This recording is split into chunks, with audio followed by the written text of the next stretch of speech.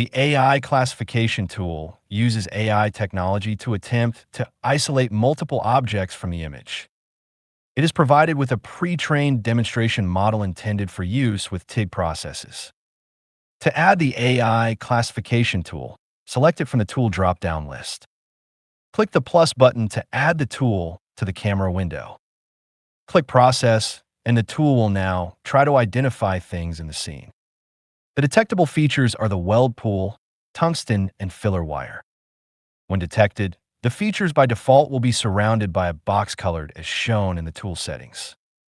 The threshold for detection can be controlled via these sliders. What is shown can be controlled in graphics.